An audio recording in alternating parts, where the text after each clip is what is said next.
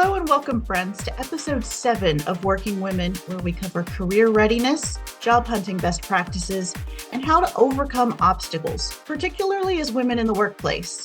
I'm Heather Kazad, founder of Kazad Events and Communications, which serves mission-driven organizations and small businesses looking to reach their audiences in creative ways.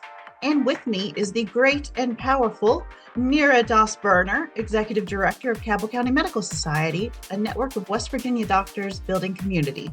Hey, Neera. Well, hello, and thank you for that intro, as always. They're all different. I have to. I know. I think this is going to be a good conversation, folks. I feel it. And that's for 2 reasons. One reason is we're talking about mental health and wellness. The world is a scary place, and I think we're all overwhelmed right now. I want us to take this opportunity to commiserate, to share experiences, and to offer strategies that may help you go forward. And the second reason is that we have a guest today who is the personification of sunshine. She has been a school counselor and administrator. She has spearheaded a national character development program in schools, and now she is a school mental health specialist for Jed Foundation. Please welcome one of my favorite people in the entire world, Sheril Menefee. Oh, hi, friends. So good to spend some time with you. Heather, I've missed you. I've missed you too. This is why we're doing this. I'm just going to make you come on my show. I love it, and I'm so happy to meet you, Sheril. Thank you for being here. For those unfamiliar with the organization, can you tell us about what the Jed Foundation does and what your role is? Absolutely. And I have to tell you, Neera, it is my pleasure to meet the great and powerful Neera. And I'm so excited to spend this time with you. But the Jed Foundation is an organization, it's a nonprofit based in New York City that was founded about 20 years ago. Unfortunately, in the middle of a very tragic situation for a family, the Satow family, while their son, Jed, was at university, he died by suicide. They, of course, were struggling with, like, how did we not know what were the things that he was experiencing, and what could the university have done? And so in a conversation at the university, they asked, what are you doing to prevent this? And they very transparently and vulnerably said, what would you have us do? And so Phil and Donna made it their life's mission to find out exactly how we can prevent suicide. And so partnered with some research and organizations and the Air Force to create this science-based approach to preventing suicide through some protective factors and decreasing risk factors. And so using some of the models there, created a campus version of the JED process through the comprehensive approach. And now we're in high schools, and I happen to work with districts across the country to prevent suicide and protect the emotional and mental well-being of our students. Well, that's amazing. Thank you Yeah. for the work you do. Thank you. Sorry, I just had to say that. No, you're fine. I was waiting for your response because I was watching your face when she was No, I telling you know. about I was it. just like, oh no. Like I just sit Very here important. going, oh man, I definitely that's wonderful. I applaud you and I thank you for what you do. And that's incredible. That's all. It's also a very so it follows your trajectory as a for a career quite well, I think, Sheril, because you were a counselor for so long. You worked with high school kids. You've worked with districts. You worked on a national scale with character development, and so this does kind of make sense for you. And it's a critical time to be in this field, I think, specifically. And based on your experience there, what do you think are the top 3 or 4 things weighing on the mental health of high school and college students, like right now, this year, the last few years? Well, to answer that question and going back to my career trajectory, one of the reasons why I felt very called to this organization is when I left character.org to go back into what I call the trenches to see what I had learned really carries over in colors in real life.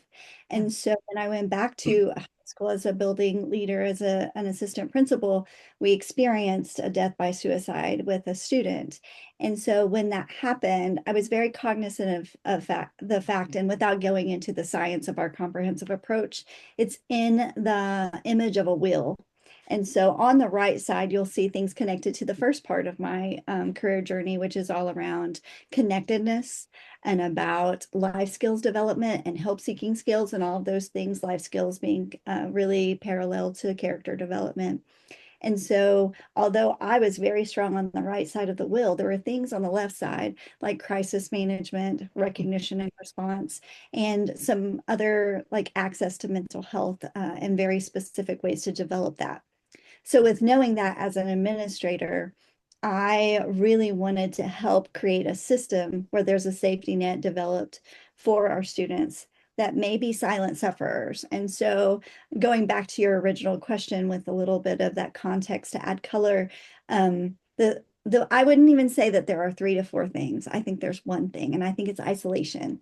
Okay. And so the Surgeon General actually put out a report, and it was a beautiful idea that the real root of some major challenges and pandemic causes and things that have happened as a result of those things really didn't happen as a result of just COVID, but it was happening before. We were living in isolation, and what he calls also the idea that we have existential isolation, where we really don't find ourselves as a part of community and a part of something bigger than ourselves.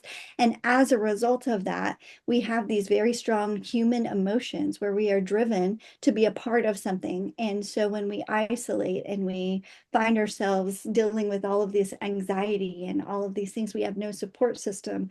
And so being very intentional, a lot of times we are so driven. I was reading an article this morning by David Brooks, and he was talking. We know him very well because he was a board director, one of our original OGs for Character Education Partnership. And so he had written an article that I found fascinating this morning, along with a whole host of other books. But he was talking about how we have evolved into being so focused on the performance side, what he calls resume virtues, versus the other side, which is around moral virtues. And Mhm. so in that, we find ourselves so focused on achievement and success that we're willing to do it at whatever cost, and not realizing that it also costs us too.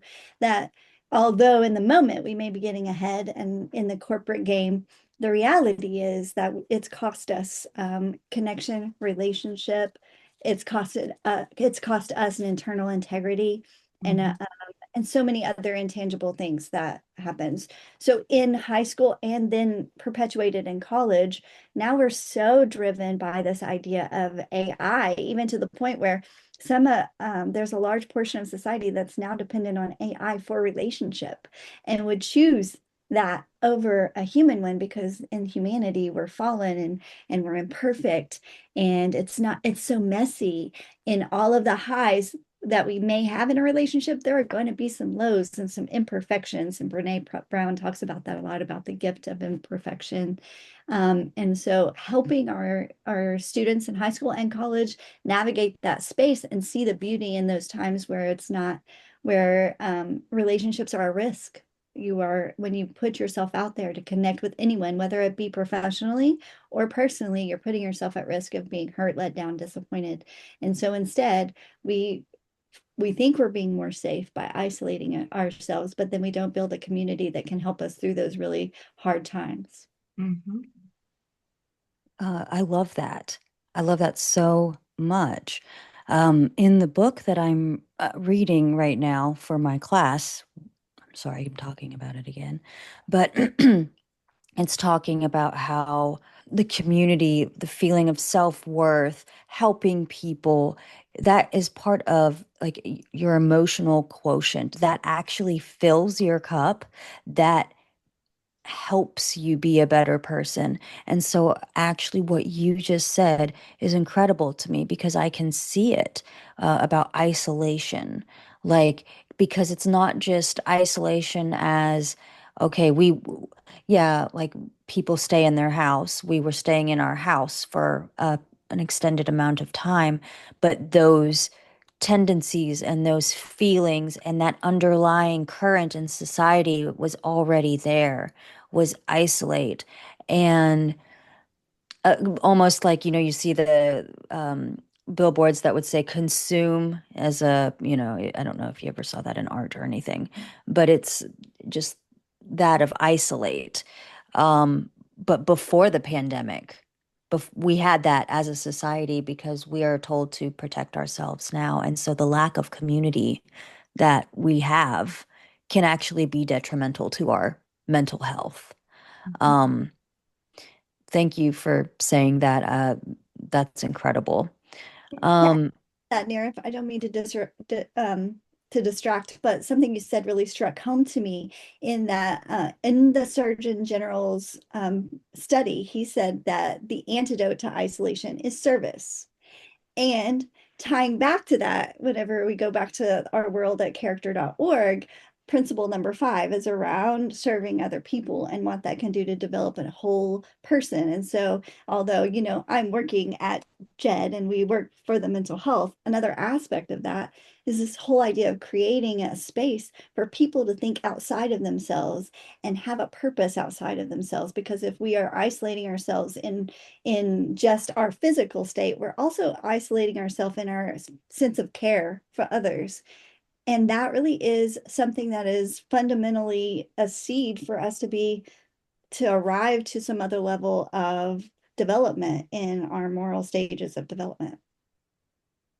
So that's a theme of this podcast too. You'll be happy to learn, Cheryl, because while this series that we're doing is so focused on kind of getting people to a finish line that they determine for themselves, whether that's getting the job or getting a promotion or, continuing on in their career, we have touched on networking and volunteering and service and mentoring so many times throughout this series because you also have to give into it. You also have to give to other people. You have to build that community. It's not just going to form around you without you doing some of that hard work.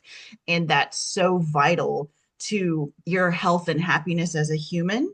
But it's also valuable for you as a worker because you're developing a larger network. People are getting to know you better. They're going to look out for you. They're going to see opportunities for you and they're going to sing your praises, all of those things. I think I even mentioned in episode 6, kind of the difference in intrinsic and extrinsic rewards, because while you're serving people, there is also some extrinsic rewards in that you could benefit personally from some of the things that you're doing.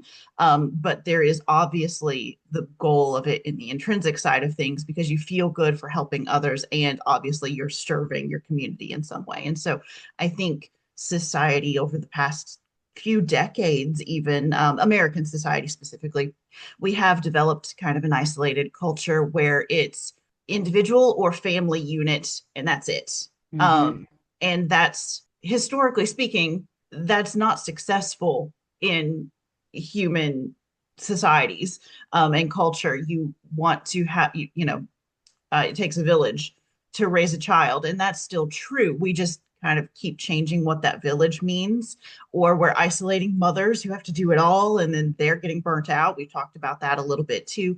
And so, while the goal of this podcast is certainly career focused, that's obviously what we're talking about. I also want to make sure that people feel happy and healthy as a human, as an individual, and they're contributing to society and they're also getting something out of it and they're building that community network so that they thrive kind of on all fronts. So this is why we're also dedicating an episode here right now to all of your work. But I wanted you to know that this has been a theme throughout. We don't have to cover it all this particular episode because it is nice that these things keep popping up again. Like every time we have these conversations, we keep kind of coming back to those same core values. And I think that's a testament to sort of the process that we're outlining too for people. You're doing some qualitative research, it sounds like. Mm-hmm. I love it. Yes. I'll make the tables. Sorry, Love. yeah, I make the data tables. I can't, yeah, that's what I can do. So, and then you can read them, Cheryl and Heather, and you can present on them. So, I have two children, and they deal with different things than, let's say I dealt with when I was growing up. Because, for instance, I'm in technology, so I get to see the social media aspect of it and just kind of watch it from afar. What else do I have to look for? What else do I have to look forward to? So do you have boys or girls or both? I have one of each. So I did the daughter and got the daughter and then the son All and then right. done. All right, love it. I have all boys, but now I have a bonus daughter, and then I have two granddaughters and a grandson. So, and I know this podcast is committed to like women in the workplace, but something that am the most concerned about in where we are moving is the mental health of young men. I seriously have this conversation with Greg all the time about how if our feminism does not include young men, then what is the feminism? Right. Because we have this double standard and we want to talk about the strength of women and all of those things. And then we dismiss the strength of what women bring in emotion. And we continue to um, uh, bring that along and we invest in women's emotion and we allow them to have emotion and allow that to be something that is a part of their DNA and how it operates. But then with young men, if there's anything connected with emotion, we want to say that's weak. We want to say, boys, you need to man up. Boys, you need to, that's weak. We spend more time talking about emotion and having those moments with young ladies than young men. And one of my favorite memories as a mom was with my youngest oldest son, Dylan. We were on a podcast actually because of character.org and some other work we were doing a youth summit at the forum, and there was a youth track, and very excited about that. I love working with young people. They are leaders of today, not tomorrow. And so I was so excited about this conversation. And we had like the segment where we brought my son in, and he at the gentleman that was running the podcast asked what were our family's core values. Now, we don't have core values on our wall. We don't talk, we don't have this touchstone that we use in our family, but he was able to articulate what was the most important values that we have and express in our home. And then I came in, they asked me the same question, not knowing what he said, and they matched. And one of the things that we don't do is, as with young men, we do not value those types of conversations and allow them to talk about emotions, their experiences, and really lean into those very what people would call soft. I hate that term, conversations that really that's how people connect. And masculine we have used masculinity as an excuse not to do that because I think there's some fear there. And I think it's good for women, like you said, and it's good for men, especially when my sons are going into a relationship, that they can have those kind of conversations and they have some emotional vocabulary. They can put language to the things that really are at the core of whatever problem we may experience. And so, if we are not giving language to those things, young men and young women, then they're never going to be able to address the real issue in the room. Because even in conflict, which we'll talk about later, I know, the real issue rarely is about the laundry. It's about something else. Now that is a symptom of a larger issue. And so, but we have to go back 3 or 4 phases, talk about what the real problem is, and it's not about the laundry. That's a clip. She just blew my mind. And I will edit out me like losing my mind about that because but Keep some of it. I want to see your face do that thing just there in the clip as well. no, she just blew my mind because it's so it is imperative, and it's not that I'm trying to write off because obviously we as women deal with so much. But even though it's easy to be mean, why are you doing this?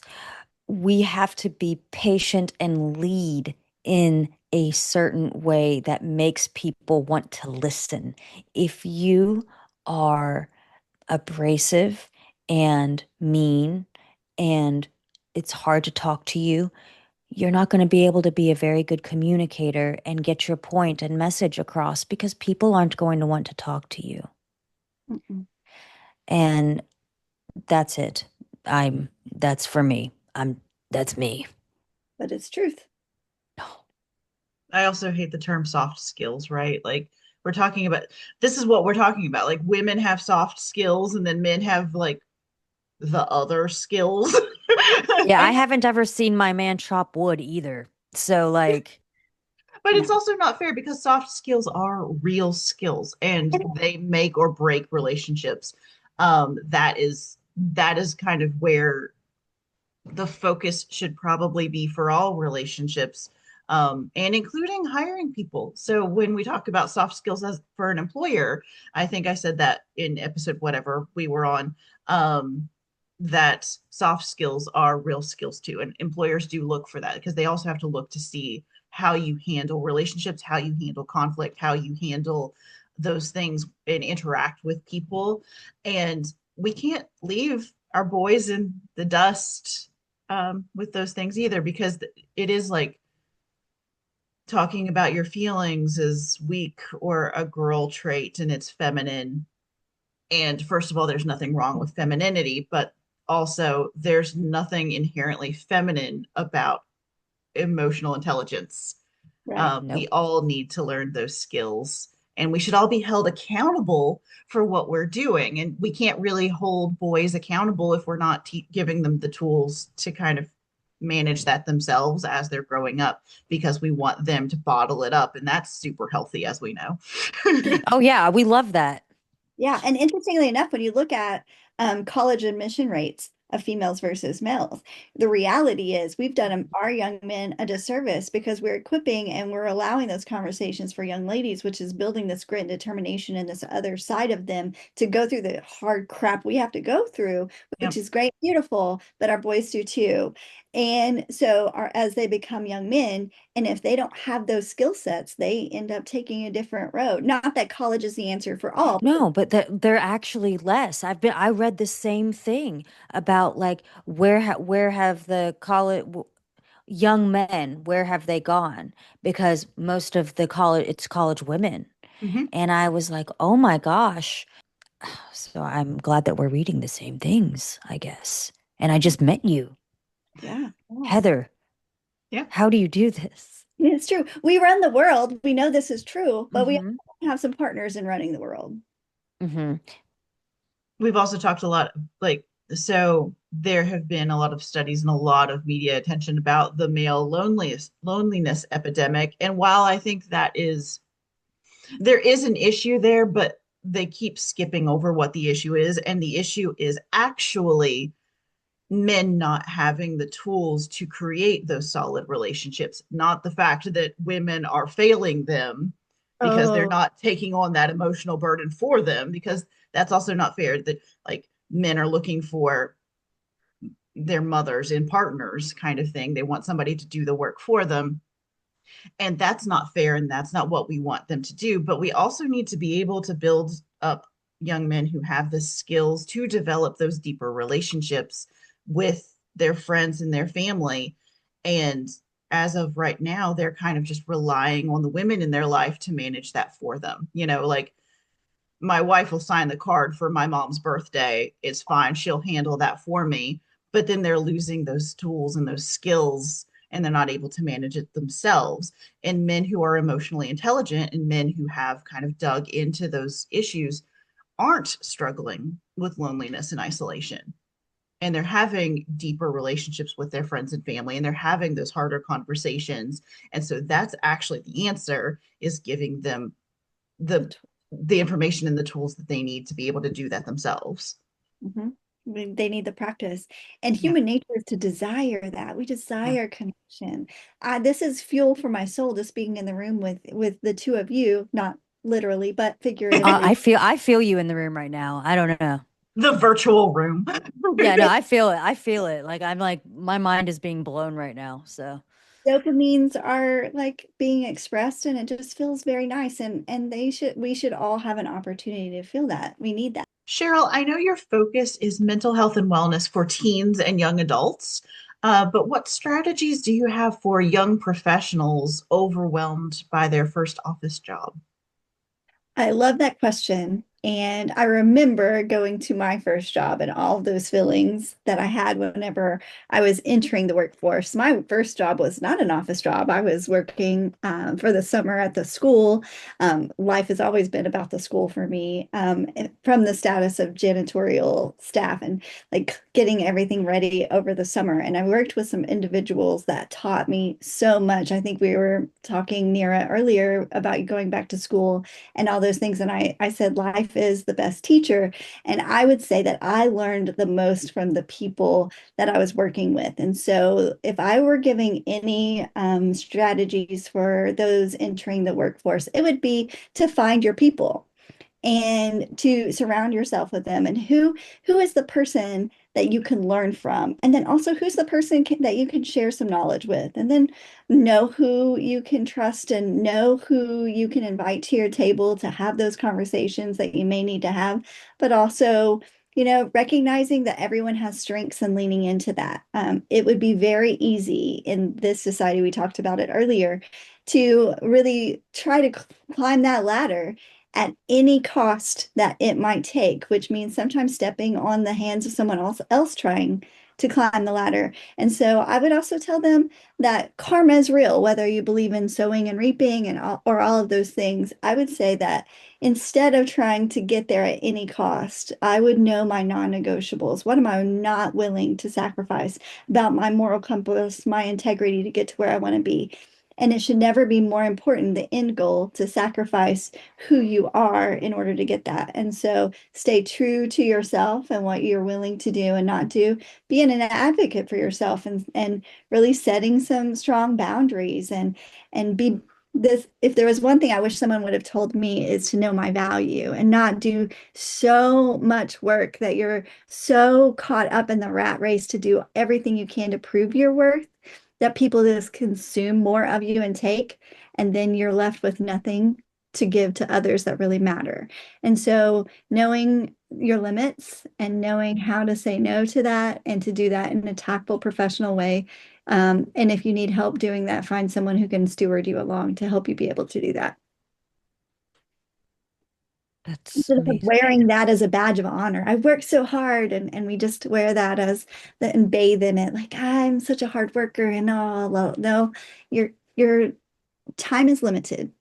Yeah, how And long are you going to be a hard worker? How long are you going to be able to keep up with that? yes, yes, take care of yourself and take care of the people around you too. Recognize when others are doing too much and pull your end. And, some of the hardest things you can do in a workplace is whenever someone's doing the heavy lifting, while someone watches you and say, oh, that looks hard. Um, you could help too. And so that community is something that we keep coming back to, but in your work community, it's important that you have some give and take and you know your limits, but you also require and hold people accountable for doing their side of the job too. And so all those nuances entering the workforce is a challenge for everyone, but especially those who are just newly to it. And so find people who can help you navigate that space. Um, Heather and I talked a little bit about conflict resolution and advocating for yourself in the workplace in episode 4. What was one or two times where you were overwhelmed or in a conflict at work, and how did you handle it? Do you think your background helps give you a clearer perspective in the moment, or are you a human like the rest of us? I am so human. So, so human. And often not always the most beautiful, eloquent, full of grace human that exists. And so I was telling Heather earlier, actually, this is one of the questions that kept me up at night. Like, how am I going to answer that with giving them context, but not having, if someone happens to be listening that was on the other side of that conflict, enough knowledge to know that they were the people in that conflict. And Yeah. I was really, really thinking about that. And I always go back to how would Michelle Obama answer this question? And so, and whenever I was thinking about that in the book she wrote, The Light We Carry, she talks about the people at her table. And so keep talking about community, but I just probably it's just a core and an important aspect of our emotional and mental wellness and our success too. Because no one gets to success alone. They get there surrounded by people that helped them be better than they were. And so for this idea of dealing with conflict, and I have been there, I've been in the side of in a role at a national level where we were making some decisions that were really hard, and change is always hard. And there were some strong voices in the room that did not like the change. And, I was even put in some positions where I didn't know necessarily, as an advocate of schools, knowing the challenges that they face, that I completely supported the change either. So then I was forced with this idea of I have to be the forward facing mouthpiece of the change and to present it in such a way that it isn't um, the sky is falling type of way, but also let them know that I'm here and I'm supporting them. And so while I was navigating that space, I had to really lean into the truth about the situation. And in every conflict, there are more than one truth. There is what's fact and there's what is true. And so in those situations, it was so important to find what I valued most. And when we keep the main thing, and what I valued most was to continue to operate at a high level of excellence, this change was necessary. And so while that was true, it was going to cost people that I really cared about, that I had been working with for a very long time, a decade. And so to be there with them while they were very vocal in how this was going to cost them, I had to sit there and feel it, experience it, take the heat, because there was a lot of it, and then rise above it to move forward in the relationship, continuing to steward that relationship. That is more of a global conflict that I've experienced, and that was hard to navigate. But I think the conflict you may have been asking is what could happen in like a workforce when you're on a team where there's conflict, and how do you handle that? And going back to Michelle Obama and who's at your table, and the experience I would get, or the advice I would give those newly experienced people to the workforce, finding their people that they can put at their table. Michelle talks about the people who she can go low with to go high. And so there are certain people at my table that I can be very bare with and be not the eloquent and graceful Sheril Menefee that other people are privy to, but the part of me that is upset, the part of me that is mourning a loss or a relationship or dealing with the whole idea of being misunderstood. Nothing hurts worse than to have a heart that's intended for good, but when it's misunderstood, because we live in this culture, like I was mentioned earlier, to climb that corporate ladder. And in your intent be good, and someone sees that of you just trying to get to the top, and the dissonance between the two, and how there is no way that I can get the other to see the perception that I have. I can only feel what I feel. And so as I navigate that space, I can take that bear to someone at my table. Heather has experienced it, Becca has experienced it, where I wasn't my best me. And so on the other side, go back to, you know, I'm struggling right now. I'm tired, and this is not something that I'm dealing well with, but then we can get through it, then come back to the forward facing challenge at hand with your head held high, giving yourself grace and forgiveness when you miss it, and trying your best to overcome that. And so having people to surround you that you can be bare and vulnerable with, and then admitting when maybe you've missed it, but also forgiving yourself when you have, and then forgiving others and giving them grace when they have.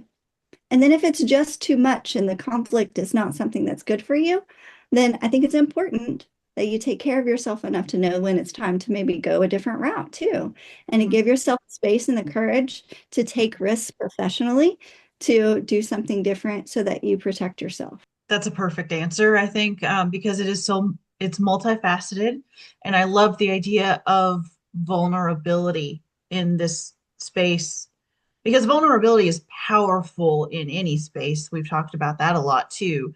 The ability to understand when you've done wrong and to be self-reflective in those moments. And that is super valuable. But you're right, having those people who you trust enough that you can share your frustrations, your vulnerabilities, the errors that you've made, the feelings that you're feeling in that moment, because that makes it easier to let go. It makes it easier to process. You let it go, you breathe. They kind of give you perspective, and then you can step back in the ring and do what you need to do. And Sheril is that person for me, and Neera is that person for me. And so I also really love having Sheril on this call because these are things that I want Neera to hear. And I'm just pulling in people who I think Neera needs to hear from. That's the whole purpose. Yeah, I was like, did you just make like a mixtape of people you wanted me to hear and meet? Yes, I did. And then bring me to it. Yep.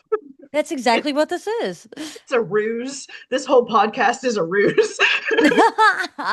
It's the live Heather mixtape though, of like people that she thinks is like has value and I'm learning too. So thank you for this. Truthfully, I'm learning something every day. So Sheril, you obviously have a lot of school specific experience. We've talked about that. We love our teachers. Neera's husband is actually a teacher, and upstairs right now. Um, but it's a profession constantly under fire, and so often it's thankless.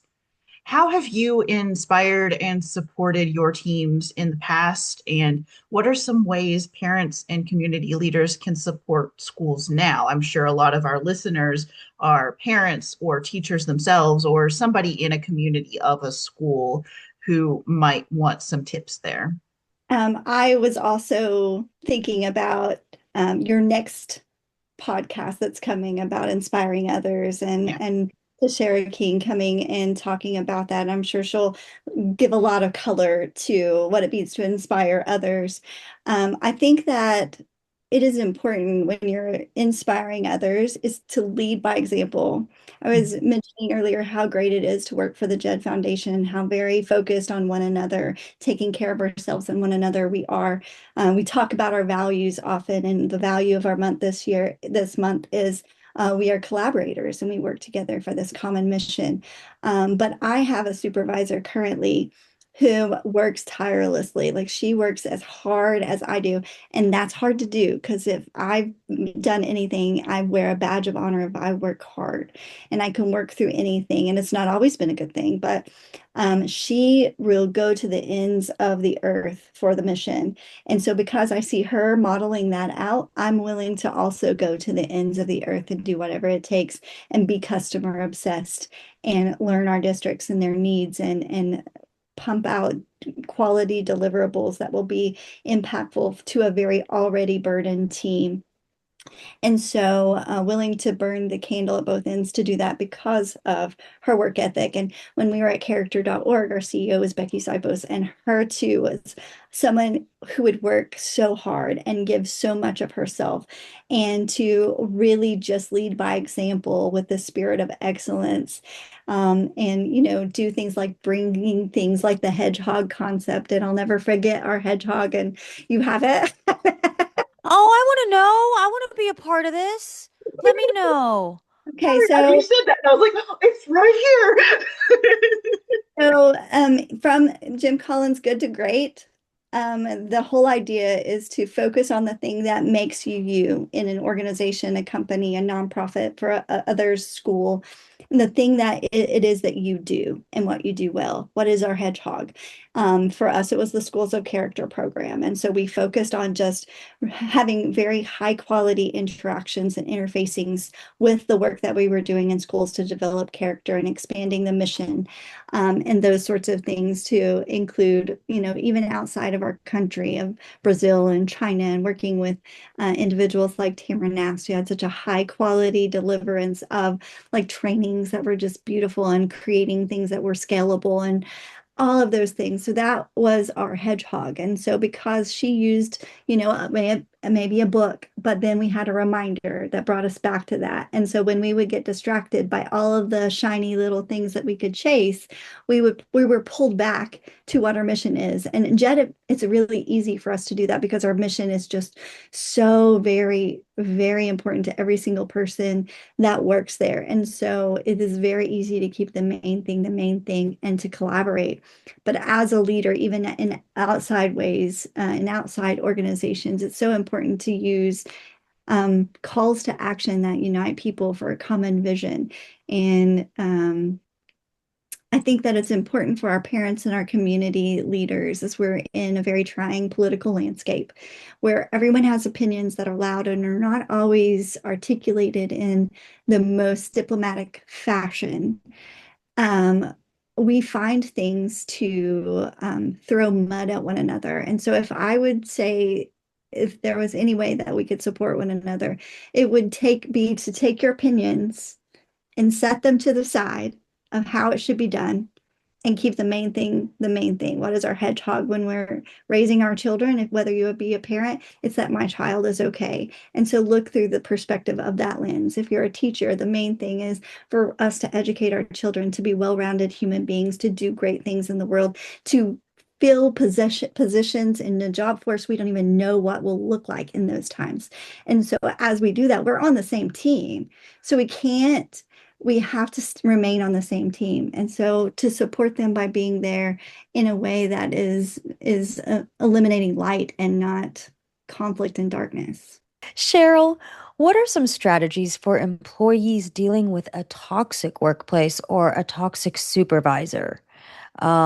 This is a very good question that I would always like to, I want to know because everybody's going to deal with it at some point. And how do you address it? Maybe while they're looking for something new. It's a really great question. Unfortunately, I have experienced it, and I think everyone has experienced it at one time or another. And so the thing that I have had the privilege of experiencing while doing that is I'm so purpose driven and mission driven. I've always been in a space and a place where I could focus on what my mission and my purpose was. And so when I could focus on that, I could handle that. If I were doing something like at a factory when I was just putting things together for a Tonka toy and I had this toxic work environment, I don't think that I would have been able to navigate that the same way. Not not that that's not as important, it is, but knowing myself and what I value most has intricately led to my destiny. And so knowing that I had to be doing something that made a difference in the world, made those types of things that were challenges deal that I could deal with it better. And so I would first and foremost ask that person dealing with the situation to evaluate their priorities and their values. And I would say that if it was so toxic that it was not healthy for you and you wanted to do something new, that you would take that risk as soon as you could and just make that a non-negotiable. The other thing I would do is I would make myself a better me. And so I can't change anyone else, but I can change how I address it and take from that situation and learn from it. One of my favorite people that has helped me become me, someone who um, is very frank, and she is a strong woman, and she really taught me how to take feedback. And in that moment, I thought it might be toxic, but as I can reflect back on it now, I really find that she did such a better service to me than anyone who would be my best friend to my face and then talk about how I wasn't doing the right thing behind my back and talk about, well, bless her heart, that Southern way we know. But she would just come frontward, and it helped me in a way that strengthened me. And sometimes we have to go through the hard things and be refined by the fire to become the diamond that we're intended to be. And not to dismiss toxicity and say, that you should just endure it. But I think that too often we might dismiss something and call it toxic when it's really a growth opportunity for us. And we miss it if we don't allow ourselves to go through the progressive struggle that sometimes it takes. Yes. Yes. Yes. That 1000% yes. Growth can be uncomfortable. Mhm. And sometimes you just have to sit there in it and ruminate. But it's how you get to the point that you need to go. If that's where you're wanting to go forward, you have to get through the difficult part. Yeah, because if it's a lesson that the world is trying to teach you, they're just gonna move you to another place and And you're teach going to learn it in another way. another way by another person because you're going to learn the lesson. It is the way of the universe. Yeah. And then the other person may not be as nice. Hmm. Hmm. So, Cheryl, how do you personally find work-life balance? I know you said that you are something of a workaholic. You work very hard, and I know that to be true from personal experience. How do you recharge outside of work? I know you all will find this very difficult to believe, but I'm not an extrovert. really? I am not. I am Huh. what is called an ambivert. So Hmm. I can operate in this space and I can be forward facing, but I recharge by retreating and coming away. And my husband is my soulmate, my best friend. And so we recharge together and are very much like that. And so I know my limits now. I know that I can surge when I need to surge, and I can look toward the end of it. Notoriously, Heather and I will refer to the forum a lot. October was Forum Month. And I knew that Forum Month was going to be the month I was going to surge. And we were going to be up and get thousands and thousands and thousands of steps and eat while we're running down the hallway, and then be up late working on the agenda for the next day, and then be up with our smiles on and looking just like we slept 10 hours and really we had two. And so but I always knew that there was an other side. And so having a space to carve out some time to rejuvenate after the surging is important.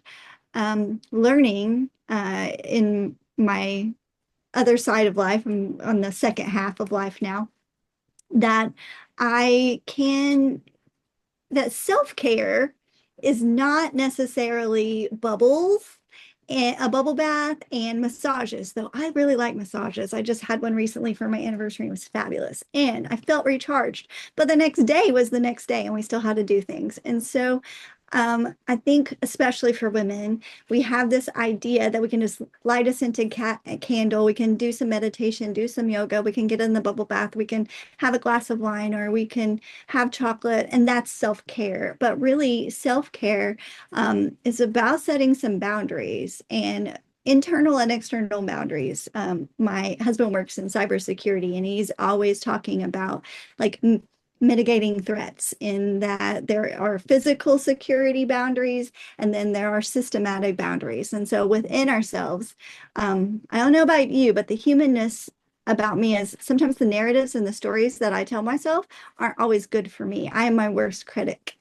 And so, whenever I am dealing with that really fast pace, hard work, and I'm surged to a place where I can no longer surge, it's very careful. I'm very careful to carve out time to say during this time frame, there is no physical way that any other outward force can impact this time. This is protected time for this recharging. Mhm. Um, and what I hope to do as I continue to get better at this is that maybe my surges won't always be month long, that I can set some standards and boundaries so that maybe surges maybe a couple days instead of weeks, and do a better job of running my calendar instead of my calendar running me. And saying no to the things to make space for the things that really fuel my soul, like this, and saying yes to these types of things versus cleaning out my closet or my equivalent, my Asana board, and knowing that at the end, those things are going to be there. But taking care of myself is a priority so I can take care of others. So that work-life balance is not something I've mastered just yet. So I'm a work in progress, but I've have been reading this book that you guys should try. It's called Real Self-Care by Pooja sorry, never say her name right, Lakshman. And she talks about how women have set ourselves up for this standard of how to be the ideal woman or caretaker, mother. You have an ailing family member, you're going to take care of them, and then you're going to work, and all of these things until you're at this breaking point. And she really breaks down some real life situations of where there were some internal decisions that we could make to set boundaries to the people around us so that we can take care of ourselves. And that's real self-care, is when we really address like what are our non-negotiables. And so I haven't mastered it yet, but I'm still a learner in that area. So you can learn with me. Well, we're all lifelong learners now.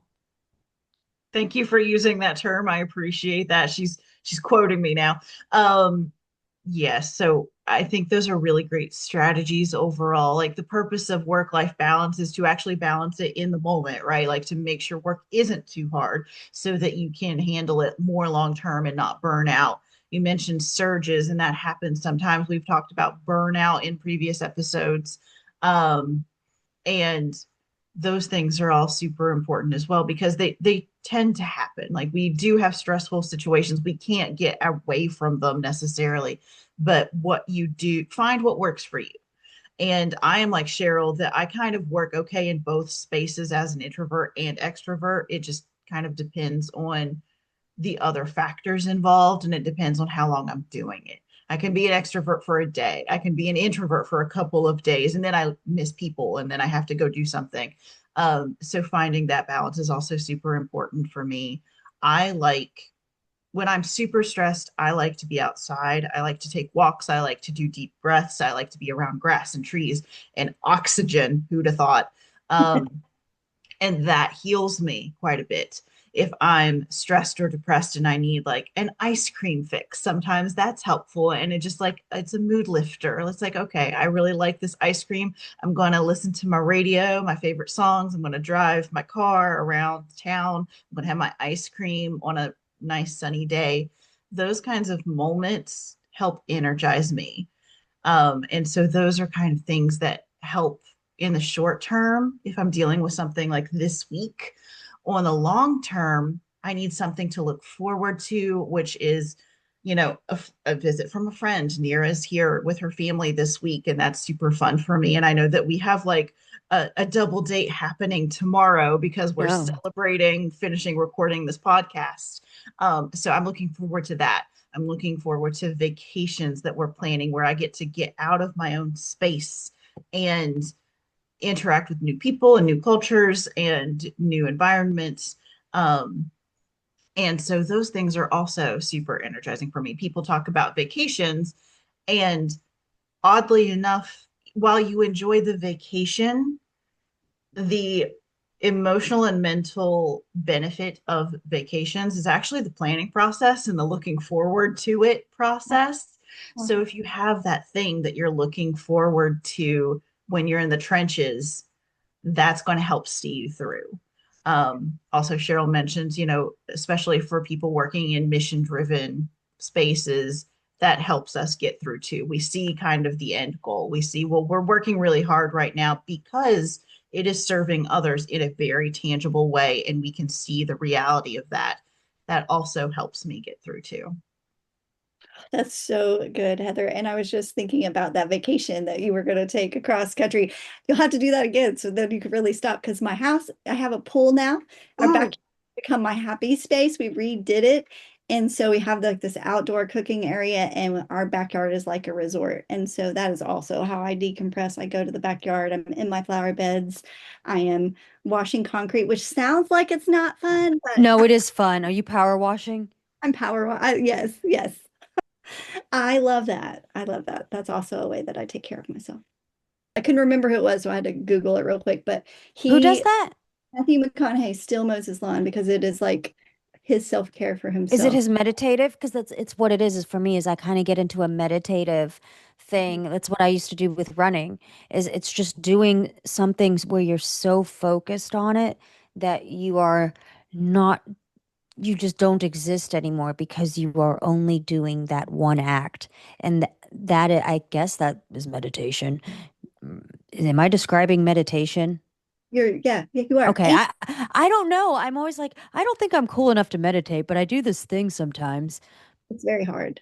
There's so much to unpack in mental health and these burnout conversations. Do you have any favorite research, books, or webinars people could check out to learn more? Because I would like to check out whatever you recommend. So I already mentioned the Real Self-Care book. Mhm. Um, for teachers specifically, Patricia Jennings' work is really phenomenal. And it's so interesting because as we're going through this qualitative research project together in this podcast, I'm recognizing so many of the things that we've talked about: community, non-negotiables, our own priorities and values, leading from example. All of those things are tied into what she talks about, how we can help safeguard our teachers and our school communities from burnout by doing those types of things. So Patricia Jennings is one of those that I would absolutely recommend. And there are so many more, but that it would be a really great start. Do you have a LinkedIn? I do. You should post a thing about it. Like, do your recommendations because I would love to just read it myself and then we could reshare it or something because I would genuinely love to see that and then be able to refer back to our friends that we've had our guests beyond and actually refer back to them because I do like to have a book club. Like I like to read, but I have a problem with I like nonfiction and I like learning. I Me too. don't that's not a problem, but I but people a lot of times the book clubs are like around like these fiction books and I like to read books that I can genuinely learn from and apply to my life. So if you could do that, I will be all up on your LinkedIn. All right. I will do that. While I'm doing it, I will promote our podcast together and be like, hey, today I was talking to my friends and we talked about this book. Stay tuned for the podcast. But in the meantime, read this book.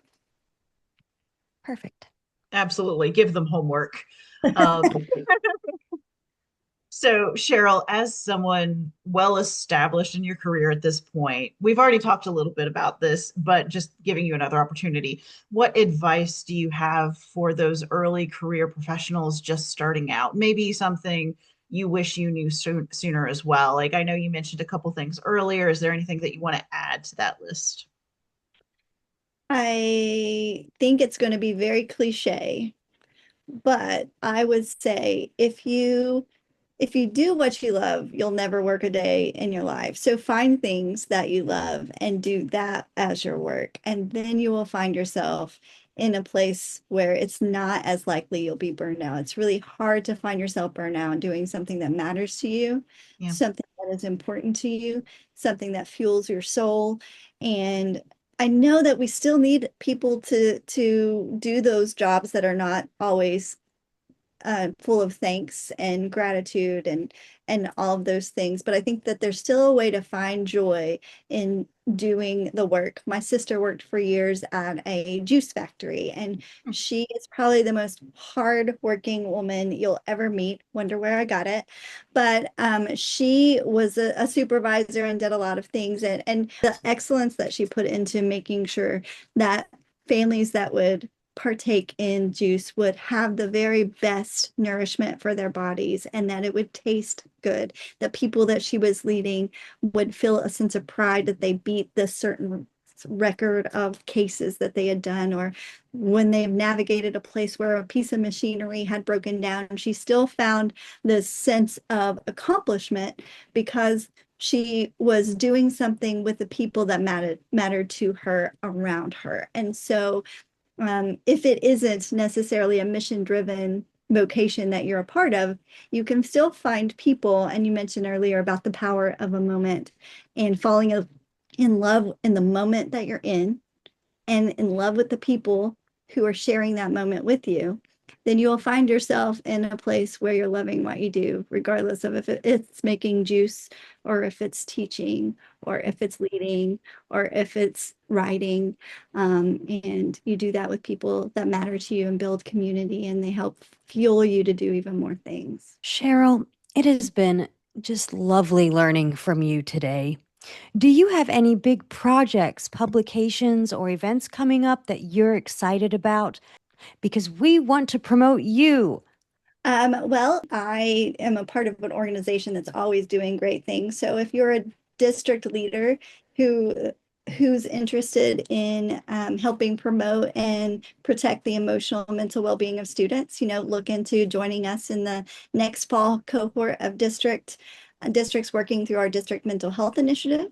If you're Mhm. a high school and you want to seek, ways to strategically impact your high school, look into our high school program at Jed. And then also if you're wanting to advocate just for youth mental health in the landscape that we are, follow like our social media. We want to change some of the narratives that we use and undo some of the stigma of what it means to talk about mental health. But it's not through the lens of illness, but it's through a continuum. And any given day, you can find yourself on thriving or struggling in stress. And so knowing that we all experience that on the continuum every day is so important. So join us in on any of our social media channels and follow some of those things. And Zainab, who is our policy and advocating group and director, she is working on this project and always working to navigate policy to impact youth mental health and what's happening in schools with budgeting and financing.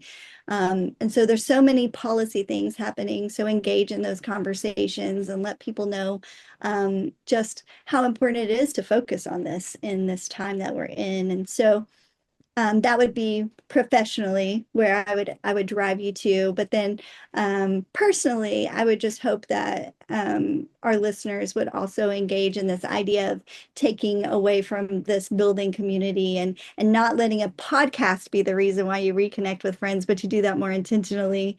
And so Heather, thank you for doing this, which created this opportunity for us to reconnect, and I enjoyed it so much. And so that would be the biggest thing that I would want to push people toward is having community, staying in community, and building community. Absolutely. And yes, Cheryl, I'm so glad I started this podcast as an excuse to talk to you again. Like, again, it's a ruse, guys. This is just me making sure I get my friends to talk to me. Um, thank you for being here with us. Listeners, if you have questions for Cheryl, please send them my way and I can make sure she gets them. She might even be willing to connect with you on LinkedIn, perhaps. I'm sure she shares plenty of things. I will parrot her and say follow the Jed Foundation on all social media platforms to learn more about mental health services in schools across the country. They are a very great organization that I'm super fond of and super proud of, that I have friends who work there now too. So everyone, the lesson from this episode is to take care of yourself. Please do so. Tune into our next episode, Inspire Others, where we'll be talking with our guest, Dr. Tashara King, about leadership and coaching. Working Women is available on Spotify, Apple Music, and YouTube, so find us wherever you find your podcasts and music.